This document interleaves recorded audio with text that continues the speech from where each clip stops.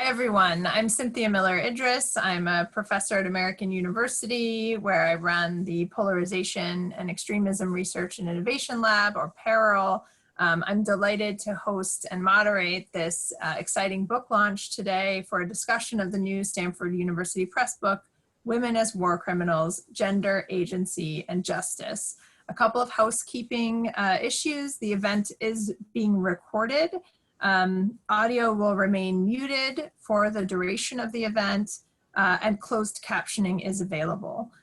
We will have about some time to hear a summary from both of the authors after I do some introductions, and then I will ask a few questions, but we'll conclude with about a half hour with audience question and answer. And so please hang on to your questions, put them into the Q&A that I will then help filter and get those questions out to our authors as we move forward. So you can start that at any time, drop those questions in, I'll keep track of them, but we'll come back to them for the last half of the event. I'm going to start with an introduction of the authors. Isabella Steflia is a professor of practice in the Department of Political Science, a member of the Violence Prevention Institute, and a fellow at the Newcomb Institute at Tulane University. She joined the faculty at Tulane in 2016 following a predoctoral fellowship in international development at the London School of Economics and Political Science, and a postdoctoral fellowship in international law and human security at Simon Fraser University. A political scientist by training, she holds a BA and a PhD from the University of Toronto, as well as an MA from McGill University. Dr. Steflia's research interests lie at the intersection of international criminal law and international development. She's conducted extensive fieldwork in East and Central Africa and the Balkans, including interviews with numerous victims and perpetrators of the conflicts in Rwanda and the former Yugoslavia. In addition to Women as War Criminals, her publications can be found in Third World Quarterly, Nationalities Papers, and Human Rights Review. Dr. Steflia is currently working on a monograph which examines domestic effects of and responses to international criminal tribunals. Jessica Triscoe-Darden is an assistant professor at American University School of International Service and a non-resident fellow with the program in extremism at George Washington University. She was previously a Jeane Kirkpatrick Fellow at the American Enterprise Institute, where her work focused on countering violent extremism. Dr. Triscoe-Darden's research examines the connections between political violence and international development efforts. She's the co-author of Insurgent Women, Female Combatants in Civil Wars with Georgetown University Press, and author of Aiding and Abetting U.S. Foreign Assistance in State Violence with Stanford University Press. As a reminder, again, in case you're just joining us a minute or two after I said this before, please use the Q&A function to ask questions that you have for the panelists. I may not get to all of the questions, but I promise to scroll through them all and read them, and you can start inserting them at any point so that I get to those and get to the ones that the authors will be able to answer in the Q&A.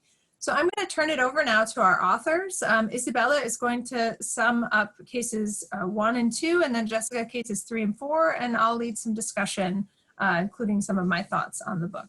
So thank you, and I'll mute myself so that you don't. Wonderful.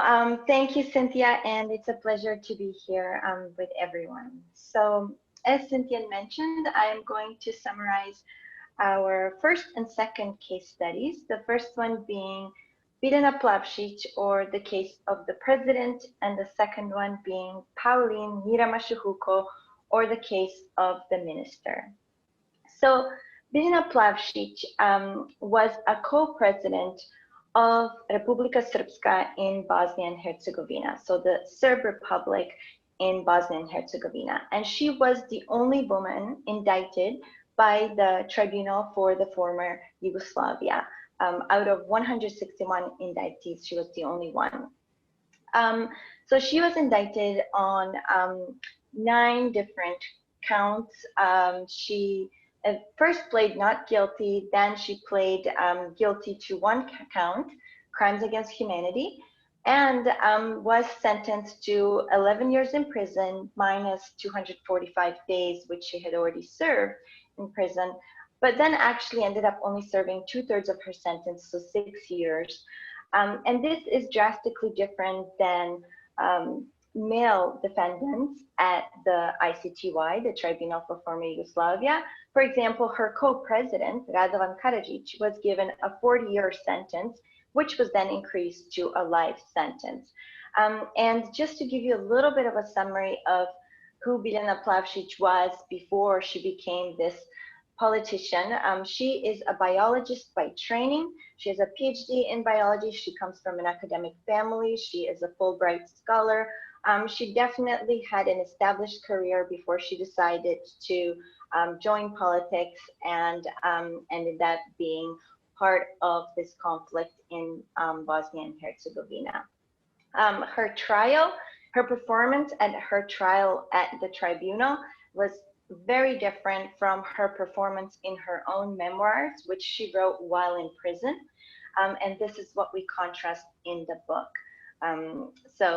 During the trial, she performs and sort of presents herself as a reconciliatory figure, as a remorseful figure, whereas in her own books, she definitely is an extreme nationalist, and her racist beliefs are on full view.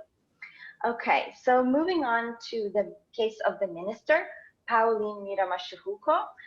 Pauline is Rwanda's former Minister of Family and Women's Development.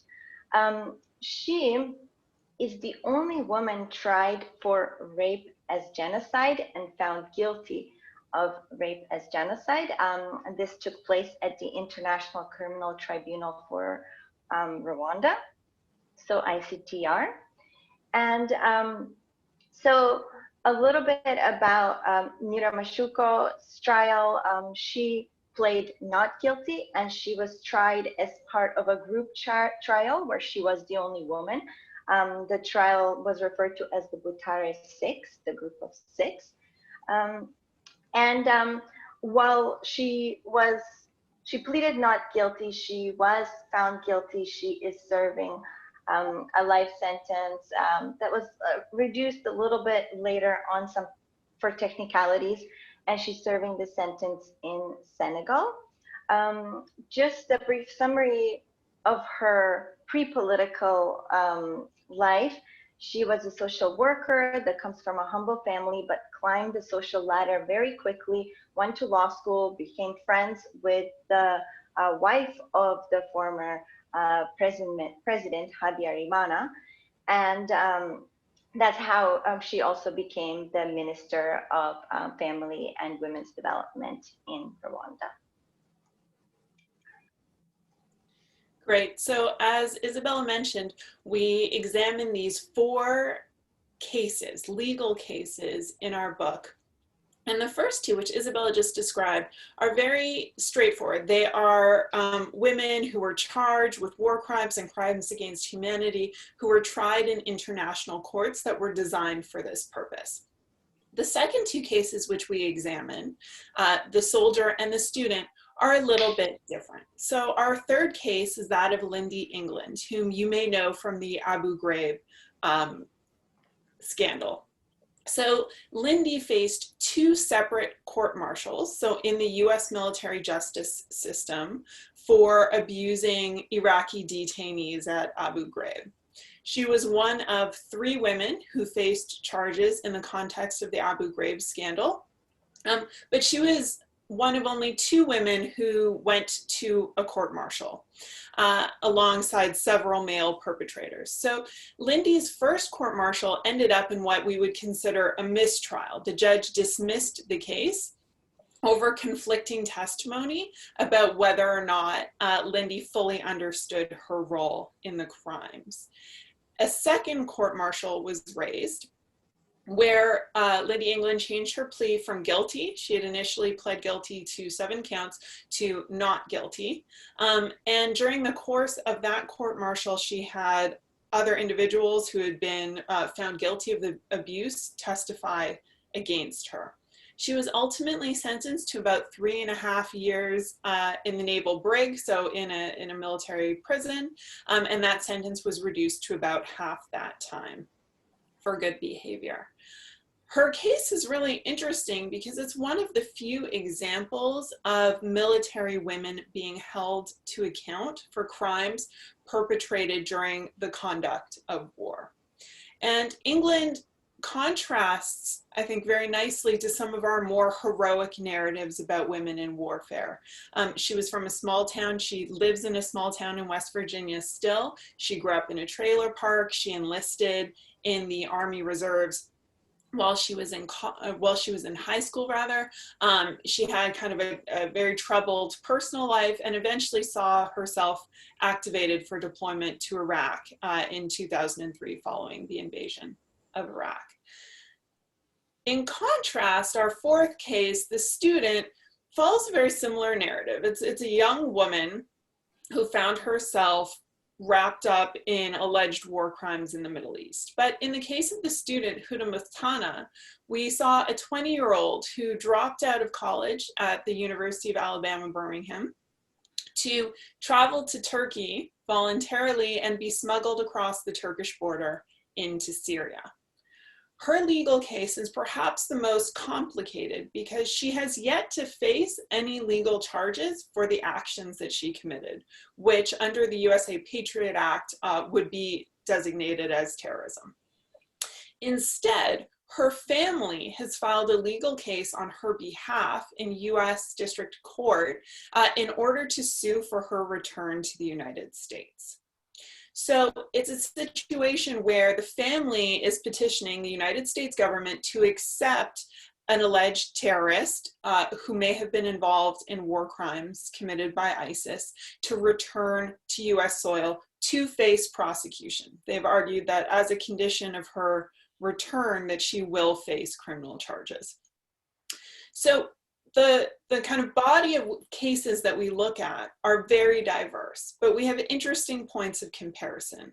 Our first two cases are women who were in official government positions, who were advanced in their careers, who had had professional lives.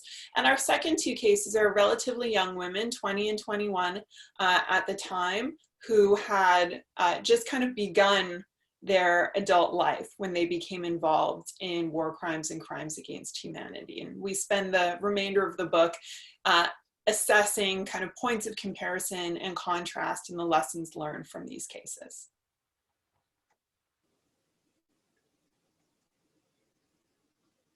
Great. I was making notes for myself. So I'm really excited to share a little bit of my own thoughts on the book, and then I want to move into some Q&A on this. And, you know, just can't recommend the book enough. It is really, obviously, it's a groundbreaking set of cases, and it really does some really important work in moving these issues of the gender dimensions of violence and of women's roles in conflict into the light in a way that they have not been. So, you know, there's sort of three main points I want to make in reacting to the book. I mean, first, I think it's very clear, both from the cases, but even from the analysis that's done leading up to the cases and the introduction to the book, that women have been far underestimated for their role in violent conflict and terror, even when they've been engaged as participants or even leaders of that violence, in which case, you know, in most cases, they're depicted only through the lenses of men, right? So we see language like jihadi brides, or who are swept away kind of by the irrational and naive, you know, relationship to men, or as women who were only, you know, depicted only in their roles as concentration camp guards in the Holocaust, for example, under the thumb of male leaders, but not really with autonomy or decision-making power on their own, and then often treated that way in the trial system as well, if they even were brought to trial. So Trisco Darden's Steflia's book is a critical intervention into this space. It challenges assumptions both about women's motivation and their engagement in war crimes and in violent acts and conflicts. It marks an important step toward recognizing both the risk that women may play in extremist or violent mobilization in conflict and war settings, but also the accountability that's often lacking when women are, in rare cases, brought to account for those crimes. in ways that allow gendered justifications and explanations to act as mitigating factors in offering reduced sentences, for example, as we've heard, you know, whether that's because of tears or because of explanations that women make sometimes themselves, leaning into those same gendered understandings and assumptions. So in so doing, the authors raise important questions about justice and the gendered perceptions that we hold about human beings' capacity to enact harm on one another, to enact violent terror, and to use violence. And this is the note that I was making during that pause, because while Dr. Trisco Darden was talking, I was thinking, I hadn't even really made this connection, but you know, so much of the last week or two in reflections on the loss of Justice Ginsburg and, you know, what her life and the fight that she made through the court system meant to women like my mother, who when I was born was unable to open a bank account in her own name or a credit card in her own name or buy a house in her own name, was passed over for promotion after promotion, went to the only Ivy League college that she could go to, where women were admitted at the time, and had to pay for it herself because her father wouldn't pay for college for a girl, as he said. And, you know, and in that context, I think even as we have won these hard-won rights to, as women, to have the autonomy to be treated with, you know, the intellectual capacity to manage our own finances or to act independently and to be treated with the rights that should be and are meant to be equal. In this one context, I mean, I'm sure there are others, but in this particular context with women's complicity in acts of violence and the ideas that we hold about whether women can be violent and be held accountable for that violence in acts of war, we have some gaps. And I think it's really important to recognize that if women are equal players in any setting, they also have to acknowledge the possibilities for their roles as equal, as leaders and as equals in perpetuating horrific violence, and to be held to account for that during wars and conflicts. So kudos to Trisco Darden and Steph Leah on their groundbreaking work in bringing these gendered dimensions of war to bear on contemporary discussions of justice and accountability in conflict. It was a really an easy and quick read because the cases are beautifully written also. It reads very easily, and I highly recommend all of you pick it up, and I hope that we use it in teaching. I certainly will use it in my classes as well. I'm going to turn to a couple of questions now after my reflections, and then we still have plenty of time. I'll take about 10 minutes and then we'll move to Q&A with everybody. So do remember to put your own questions in the audience, in the Q&A for the audience. So I guess my first question to you is, what motivated you to write the book? You know, how did you get interested in the topic? And I will start with Isabella. All right, thank you, Cynthia, for the wonderful comments on the book. So this is a long story. I've been working on this for 14 years. A long story. To make it short, I was born in former Yugoslavia, and my family, we are Civil War refugees. We moved to Canada. So as I was completing my education in Canada, I kept wondering, you know, why is it that we had to move in the first place? So I've been studying the conflict and sort of in the conflict field since my master's, so as I said, about 14 years now. But when I was doing interviews in Bosnia and Serbia in particular, I met a lot of women who were extremely passionate and sort of serious nationalists. And what was surprising to me is that the literature that was coming out on the conflict was actually suggesting that women were not involved in the conflict. In fact, there was this famous book called "This Was Not Our War," and it interviewed women who said that this was not their war. But what I was finding was that a lot of women were, in fact, very inclined to violence, shall I say. And so that made me look into the case of Biljana Plavšić, because here was finally a woman who was violent, and her interest in the politics and in nationalism was being recognized. And I thought that it was important because she, I think in many ways, represented the sentiment that was not as extreme among the commoners, but definitely that she did reflect beliefs of a lot of women that I met. And my sense was that, this had to do a lot with the opportunity that women had to become involved and violent or not, right? So, so it was about being in positions of power where they could actually choose to act on their beliefs, their political views and their ideologies. So this is where it began. And then when I did fieldwork in Rwanda, there were accounts of violent women coming out of Rwanda, and the most famous work on Rwanda was Not So Innocent. So there were accounts of women being involved in violence, and I thought it can't be that different. So I just became fascinated with sort of giving a more complete, comprehensive portrayal of women and war and their own political views and commitments to their ideologies and their beliefs. And we had this beautiful moment where Isabella's longstanding interest in these cases, and in particular international criminal tribunals, intersected with work that I was doing on women in ISIS in particular. So not pandemic summer, but the summer prior to that, I had actually been doing field work in the former Yugoslavia, including in Bosnia, to understand why so many women from that region traveled as individuals or with their family to Syria to join ISIS.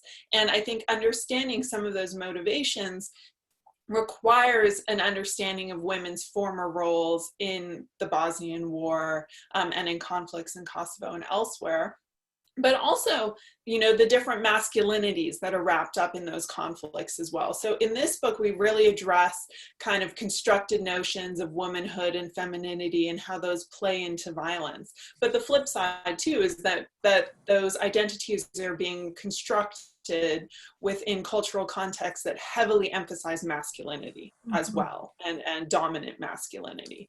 And so, we were able to kind of take this longstanding project of Isabella's and broaden it out to include some more contemporary cases, but also to examine the connections between what individuals often see as very disparate armed conflicts, but examine women's roles within a diversity of these cases to get a better understanding of kind of the depth and extent of their involvement, but also to Dr. Miller-Idris's point that accountability varied widely across these conflicts. So in both Rwanda and the former Yugoslavia, we had kind of singular women held up as examples. And we also had that with the trials surrounding the Abu Ghraib abuses in Iraq. And yet, for accountability for women in ISIS, we've had kind of a myriad of outcomes ranging from death sentences being handed down in Iraq to very nice reintegration programs happening in Western Europe to kind of general apathy and disdain in other countries. And so we're really able to cover a broad range of outcomes in terms of post-war justice and accountability. Well, my follow-up question on that, you've touched on it just a little bit, but maybe I'll ask anyway, and we'll start this time with Jessica. What is it that we get wrong? And, do you see this book as a kind of corrective in the field or for society as a whole? Are we getting something wrong, and have we gotten something wrong about the way we view women who are war criminals or women's roles in conflict more broadly? I think we get things wrong about both men and women's roles. So if we take the ISIS conflict, for example, as you mentioned, there's been this big focus on kind of jihadi brides and girls who were brainwashed and lured away and just wanted to marry jihadis, in this very sensationalist language. And that language denies the agency that many women had, including many very young women had, in planning trips abroad, financing them, and orchestrating them, evading national intelligence agencies, evading parental supervision, to be really successful in joining what ultimately was a violent extremist organization. And so now that the conflict's over, we have kind of a lot of soul searching to do about what that agency meant and what it means for how those women should be treated and reintegrated into our society. At the same time, we've seen kind of an erosion of international legal norms that has seen any individual under the age of 18 who participates in conflict labeled as a child soldier, right? There was a very consistent international norm that emerged in the 1990s and was solidified in the 2000s that said any child participating in conflict is a child soldier and should be seen as a victim of conflict. But ISIS has dramatically eroded that, where now 14-year-old boys, 15-year-old boys are being put on trial and sentenced to death in places like Iraq. And so we've seen kind of this continual use of gender and femininity as an escape route for many women. But at the same time, this results, in the over-penalization of young boys. And so one of the dynamics that we examine in the book really focuses on age and how youth can cut both ways.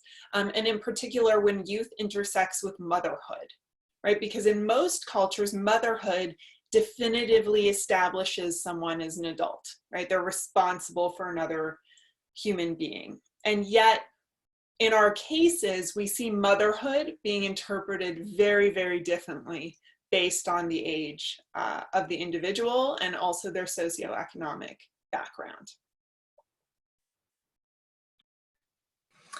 Isabella, do you have anything to add? Other questions Yes, I can ask as well. Sure. I think what's important to emphasize here is that this argument of a man, or a defense of a man made me do it, is still an acceptable defense in many of these cases, whether it's for older women, established women who are arguing that the co-presidents or their superiors, even if you're a minister, then the superior men are responsible for what happened, right? So sort of this idea that men are somehow the men always have to be linked to women's crimes.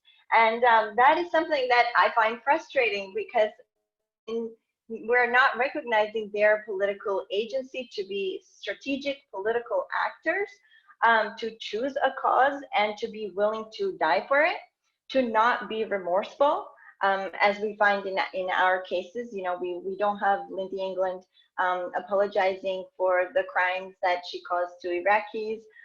We definitely don't have Bina Plavšić, even though she had a statement of remorse, but then in her own memoirs, she suggests that, in fact, the only victims she's sorry for is the Serb victims of the war, so not the crime that she was tried for and served her sentence. So sort of accepting that women are political actors and violent political actors is something that I think our society still has to move towards.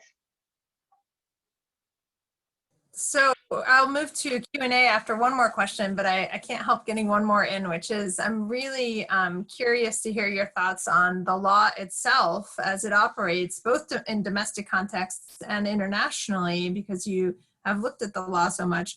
I guess I'll start with Isabella here. Can you talk about the gender dimensions of the law itself and how legal systems work in these gendered ways and in the cases that you studied, but also more generally as it relates to women in war? Yes, absolutely. I think the sort of most basic point we have to acknowledge is that societal views still affect and shape how the law is implemented, and societal views about gender, and that applies to all of our cases. And then there are certainly disparities. For example, in the case of the Tribunal for former Yugoslavia, we see this very lenient approach towards Bina Plavšić, a gendered defense being accepted in her favor. Then in the case of Rwanda, we see the Tribunal for Rwanda sort of take a step back and almost not know what to do with this woman, because they didn't even consider gender. They just sort of avoided it entirely, which in one way may be good because they didn't accept the gender defense, but then not mentioning it at all is just not acknowledging her as a woman or the gender dimensions of that conflict. What led her to participate? How did women how did women participate in this conflict, and what did they do? So the opportunity was completely missed by just treating her like one of the guys, right? So she was such a complex character. And plus, let's remember, she is a Black African woman. And, you know, at the international level, we are used to thinking of Black African women as the victims of rape, of most gruesome crimes, and those who need saving, right? So sort of in many ways, it felt like the tribunal, or it seemed to us, the tribunal for Rwanda was just perplexed by the complexity of this case. And Jessica may want to add a bit about her cases as well. Yeah, I think you mentioned the late Justice Ginsburg, may her memory be a blessing. And one thing that she said that has really kind of stuck with me with regards to your point is that all of the laws that she fought against in the 1970s and 1980s, she said that individuals, jurists, men, thought that these laws put women on a pedestal, that by separating women, we were giving them a special status in society.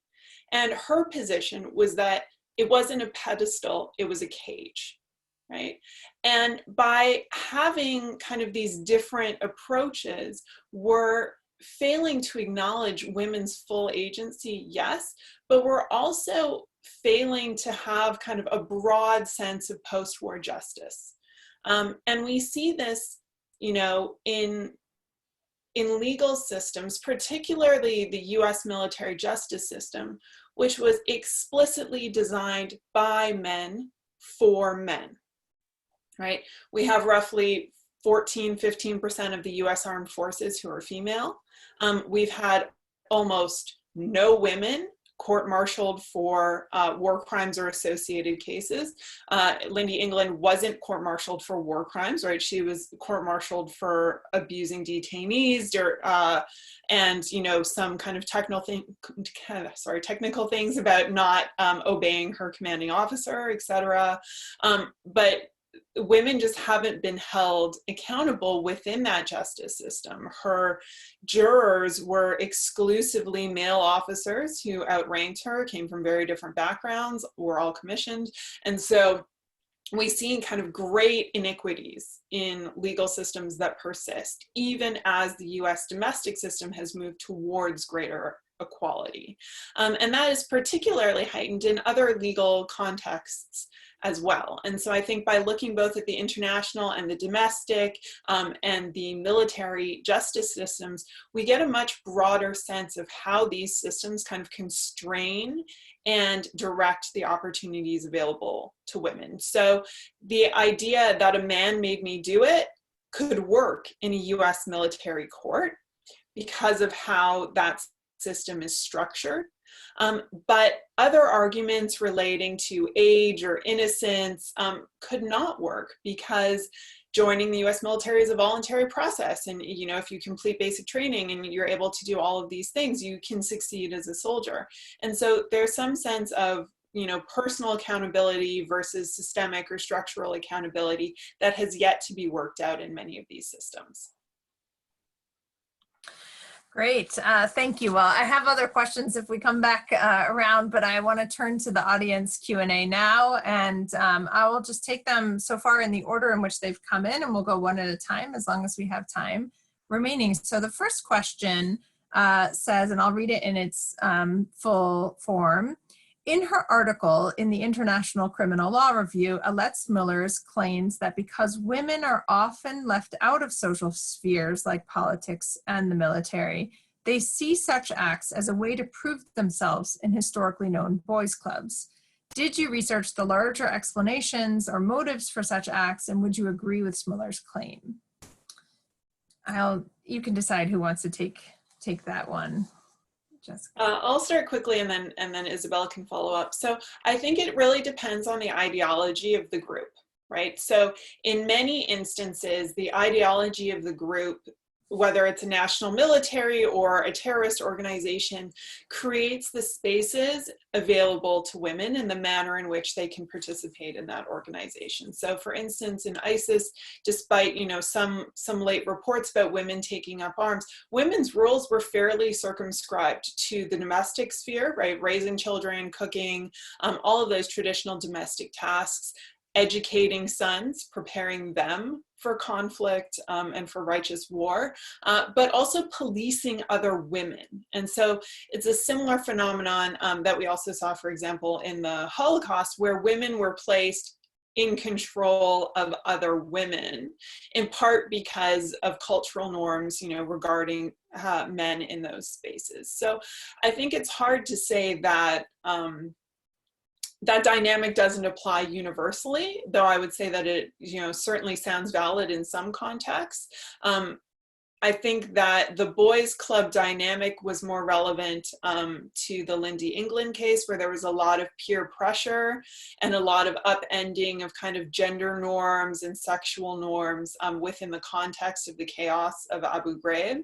But even then, I think that the idea that women have to assert themselves in male-dominated institutions or militaristic institutions by being extra violent, it's an argument that we commonly hear, but again, it only situates women's agency within the context of a male structure, right? So it's derivative of the "a man made me do it," right? The patriarchal structure made me do it. Is there anything to add? Yes, thank you, Cynthia. So I think that we see a little bit of that in the case of Pauline Yuramashuhuko, where sure, we can see that she wants to keep her political position, especially in the new government, which was the genocidal government and the interim government. But at the same time, I think it's very difficult to make the argument that she was simply doing this to keep her position or to be part of the boys' club, because we see her, you know, taking actions that she wasn't necessarily ordered to do, such as ordering rape of Tutsi women and making sort of explicit Hutu extremist statements. And in the case of Biljana Plavšić, I mean, she's written book. In her memoirs, she's explicitly nationalist and racist. And, you know, she's in prison. She doesn't have to be doing this. She sort of lost her position and she still holds on to those views. And so I have a hard time sort of accepting that argument when it comes to people like Biljana Plavšić. I think that their ideological views and political views need to be taken for what they are. The next question, and I'm going to couple it with another question that I had. It's about your reflection on women in leading positions within rebel groups, given the type of cases that you have been studying. And the participant asks, for example, about a group in Peru called Sendero Luminoso, who has a couple of more than one female leader, two women who are leading it. And I guess I wanted to couple that with, you know, is there a difference with rebel groups, but also noticing that 3 of the cases in your book deal with ethnic cleansing. So is there something particular to ethnic cleansing here, or is it just a coincidence that those were the 3 cases that you chose? And so, you know, is there a general argument, I guess, to be made here about women in conflict, in extremism, and in war? Or are there particular kinds of maybe in, you know, where there's more room for their engagement in rebel groups or in ethnic cleansing or in those kinds of conflicts rather than in traditional military warfare, as Dr. Trisco-Darden was pointing out, not very, you know, only 13 or 14% of the US military being women. So it's a more general question, but really focused without losing it on Daniela Diaz-Villamil's question about rebel groups, and particularly in this example in Peru, where there are 2 women leading a huge rebel group. Great. I'll let Isabella handle the ethnic cleansing part of that question, but on rebel groups, specifically Shining Path, as well as the FARC in Colombia, as well as the Sandinistas in Nicaragua, the PKK in Turkey, as well as similar Kurdish groups operating in Iraq and Syria, all have had significant female participation, as for example, have the Tamil Tigers in Sri Lanka. In some of those instances, women have taken on key leadership roles, and in fact, the FARC, has a mechanism for women to become key leaders within that organization, as does the PKK. They have a co-president model, including in the armed wings. And so, even when women are able to kind of move into the structures of armed rebel groups, it doesn't necessarily change the nature or targeting of the violence that those groups use. So for example, the LTTE in Sri Lanka was innovative in its use of suicide bombers, some of whom were women. And women voluntarily participated in the FARC, but also forcibly participated in the FARC. And that organization, even though it adopted a kind of emancipatory feminist ideology, still restricted women's reproductive freedoms, was known for a policy of forced abortions, allowed consensual heterosexual relations, but banned all homosexual relations within the group. And so even, emancipatory kind of leftist, even groups that have a feminist tilt, do not necessarily treat women the same as men. And you see this very strongly in narratives of Kurdish women who have fought in the conflict against ISIS, where, women were on the front lines in key battles, right? Key battles such as the Battle of Kobane and attempts to liberate Mount Sinjar from ISIS, where a genocide against the Yazidi people was conducted. And those women worried whether the men that they commanded would listen to them in the heat of battle. And this is something that comes up in FARC narratives and testimonial archives as well. And so I think that it's not just that women participate in groups that allow them.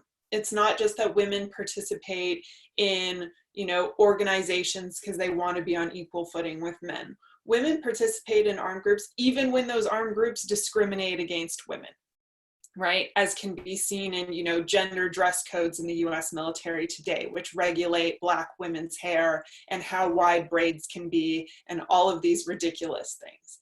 And so I think we have to understand that women have a diverse range of motivations for participating in armed conflict, and in particular for participating in war crimes or crimes against humanity. And we can't assume that there's kind of a monocausal explanation for any of this. Isa, do you want to add something on either the rebel groups or any of it?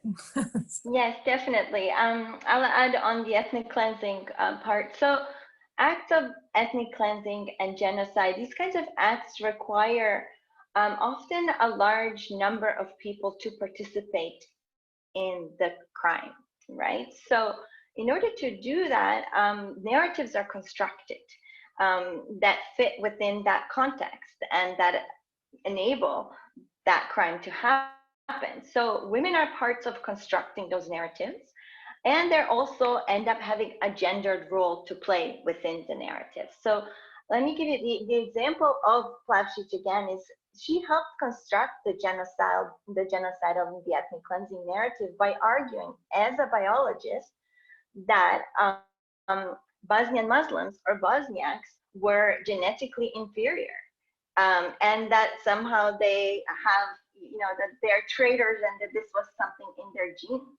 This was her argument. So she helped construct those narratives that resulted in those crimes. And in Rwanda, for example, the narrative involved this idea that Hutu women should fear the sexual power of Tutsi women.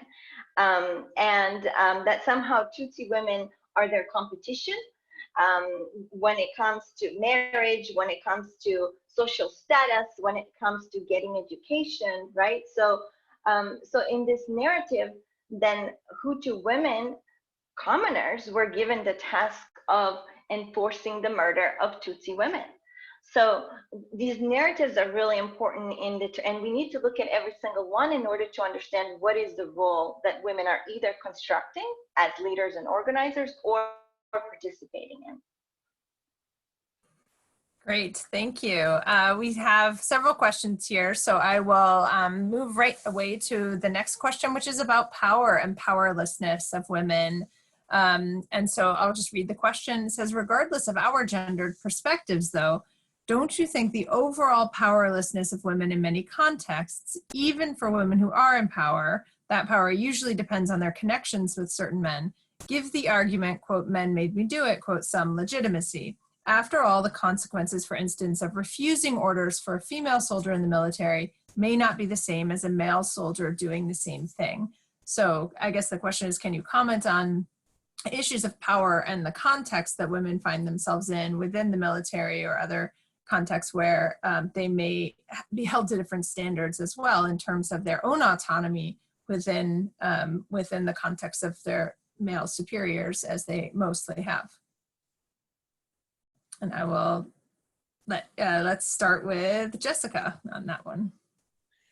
So I think that this is a really interesting question, in part because we only use this argument in reference to negative acts, right? So when the Prime Minister of New Zealand takes action to lock down that country and successfully reduces the number of coronavirus cases in New Zealand to almost nothing, no one's saying a man made her do it. They're saying, oh, female leadership is so amazing, and look, women leading these countries is leading to better outcomes, right, in response to this crisis, right? And so I find it very interesting that women's negative behavior, right, antisocial behavior, is what is being, what this narrative is being used to account for. I think that there are certainly contexts under which, both women and men are under intense social pressure to commit negative acts, right? But if we look even at the case of Abu Ghraib, there were, 11 individuals, very low ranking, who were ultimately, held to account in some fashion for detainee abuse, sodomy, violent acts, right? Really inhumane behavior. And yet, there were many, many, many more individuals who could have been held responsible and weren't. So to me, a more interesting question about power is like, where does accountability stop? And if all power systems are hierarchical, and yes, in most instances, women are situated toward the bottom of that hierarchy, there are still power hierarchies amongst women as a group, which some of our cases speak to very, very well. But there are also power hierarchies amongst men. And so, one of the broader questions that we examine is, how far down the line does accountability go? And in some cases, right, in the case of Abu Ghraib, didn't go very high at all. Stopped with a bunch of enlisted soldiers who, where this was their first deployment, or who were engaged in jobs that they probably shouldn't have been engaged in. But in other instances, it went all the way to the president of the country. And so we need to see kind of where those hierarchies are situated. Isabella, would you like to add anything? Sure. I think that we would agree with the person asking the question that women are given less opportunities to be violent, right? And what we're trying to say is that if given the opportunity, they're capable of being as violent as men. And definitely throughout the book, this is why we have such different cases, because we do look at how intersections with race, age, religion, citizenship, how these intersections with gender affect how much power each woman has or not in her particular circumstances.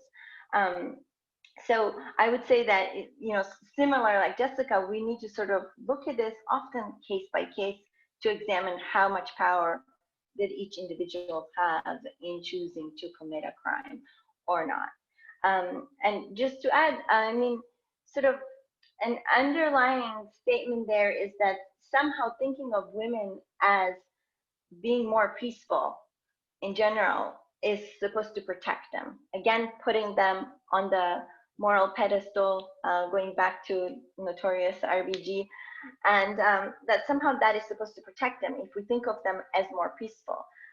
You know, in some of her cases, notorious RBG had to argue that women are not more responsible than men, and they should, you know, shouldn't be the only ones allowed to buy beer, for example, in the Oklahoma case. So when we're arguing that we are not actually protecting women if we are portraying them as more peaceful, because then in conflict, they continue to be seen as easy targets. They're vulnerable. Men are not afraid of them. They don't fear them in conflict, right? But sort of if we showcase women's capabilities to be violent, then hopefully that in the midst of conflict, they will also be taken more seriously. Well, I'm going to invoke RBG again in this next question, which is really an interesting thread that she's running through so much here. But this is going to be a question about masculinity. And one of the things that RBG did, I think, that was so powerful was made arguments that treating women unequally was not only bad for women, but it also was bad for men. And some of her most prominent cases also involved, you know, bringing men's rights to whatever paternity leave or other kinds of aspects that might not be, you know, that showed that gender discrimination was gender discrimination in ways that were bad for men and bad for women. So this question says, you know, you're given examples of how notions of ours or assumptions of femininity can absolve female perpetrators of violence from crimes they committed in war or genocide. On the other hand, masculinity can implicate men, or in many cases boys, who might otherwise be considered victims. A good example from Canada might be Omar Khadr, who was taken to Guantanamo as a 14 or 15-year-old combatant and subsequently pardoned by the Canadian government to great popular outcry. My question is, how do you propose that we change laws to rectify this imbalanced outcome, or is this even a matter of law? Is it more about changing popular discourse? So in what ways does the way that we frame men as the perpetrators of crime and the ones who are accountable to violence, and women, you know, and exclude women from this potential accountability or risk assessment, also mean that we overlook the ways in which men, and young men and boys in particular, can be victims and are often victims and then treated as adults, as fully cognizant adults who hold power in ways that they might not hold power. Either one of you, I guess started with Jessica last time, so start with Isabella this time. All right, thank you for that great question. So I definitely think that what we're finding is that these cases are often reinforcing that binary of women being victims and men being perpetrators. And so the gender binary and these archetypes, and that is highly problematic. I think that, you know, what happened in the case of Omar Khadr, but also if we just look at the American military and, you know, how many young, like Lindy England, how many young men end up joining for a variety of reasons at a very young age. We rarely consider their age when it comes to these arguments, but we consider women's as well. But we do consider women's, right? So I do ultimately think that at the heart of it, our argument is both about just challenging to what extent we have ingrained these binaries in our legal systems, whether it's at the international levels or at the domestic levels, and just admitting to what extent social constructions and social understandings of who perpetrates violence and how affects these cases. Lawyers are humans, judges are humans. I think we have to start with admitting that. I think it also points to the importance of kind of international legal norms. So I mentioned earlier that we've really seen this erosion of the idea that anyone under the age of 18 is a civilian party to conflict, right? So the idea that someone could be a 14-year-old combatant actually doesn't exist currently under international law. It violates all sorts of norms about the laws of war, and yet it has become, you know, politically acceptable practice to treat individuals as such. And I think that this is particularly problematic because it positions, you know, everyone as a combatant, but also everyone as a victim. And so, for instance, with regard to ISIS, many of the young men who participated in that conflict, right, were coerced either by their parents, or they were kidnapped from Iraqi orphanages. They were forcibly recruited from territories that ISIS occupied, right? Some Yazidi male children were purchased as slaves by women, right? And then forced to fight for the group.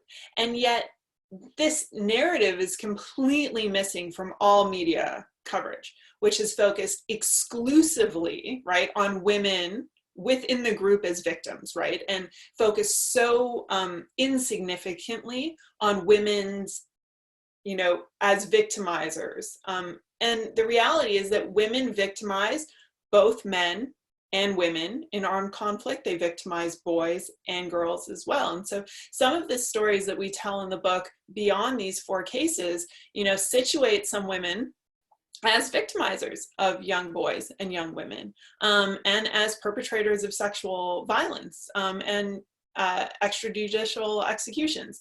And so I agree that, you know, focusing on women as perpetrators of violence doesn't do full service to this broader question of how men and boys are situated as victims of conflict. And so I would point to Charlie Carpenter's excellent work, Innocent Women and Children, on that particular issue. But I think they're 2 sides of the same coin, right? So unless we accept women as potential victimizers and potential perpetrators, right, we can't diversify our idea of who is a victim. So if women are enshrined as victims, right, we can't break open that category. And so both of those efforts work in parallel. Great, thank you. We aren't going to be able to get to all the questions, unfortunately, so I'm just going to go to one more, and then I'll make sure that that Isabella and Jessica get the remaining questions in the Q&A so that they can see them afterward. But the final question, which we probably just have a brief response time for from each of you, has to do with how this lack of accountability for women fighters and leaders and the differential treatment of women by legal systems has an impact on post-war reconciliation and peace building. So that's kind of a nice way to conclude it as we look forward into reconciliation and peace building and ways away from conflict.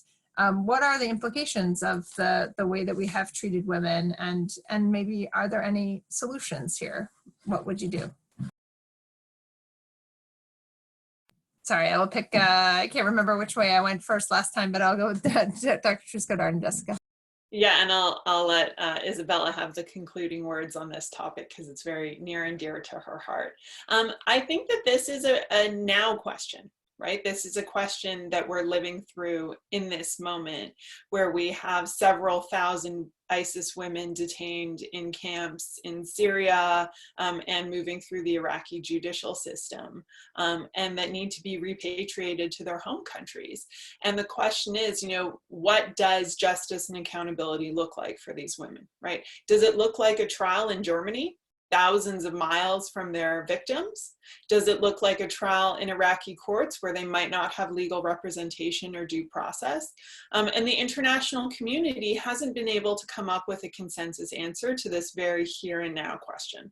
We have one model, right, which is the International Criminal Tribunal model, which was applied to Yugoslavia and Rwanda, but which has been rejected in the current ISIS cases, in part because many of the states involved are not parties to the International Criminal Court. There's no consensus over, you know, whether these individuals are combatants or civilians or victims.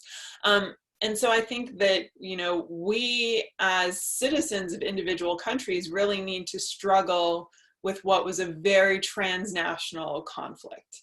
I think in cases where conflict was more circumscribed, occurred within the boundaries of one state, there are some easier answers, but the changing nature of warfare means that this is going to be a perennial and contemporary question for quite some time. Thank you. So in the book, we actually have two cases of women who were assumed to be victims. And I don't, in addition to the four major cases where we have a lot of other cases, but these two I'm talking about is two women who were assumed to be victims of the wars.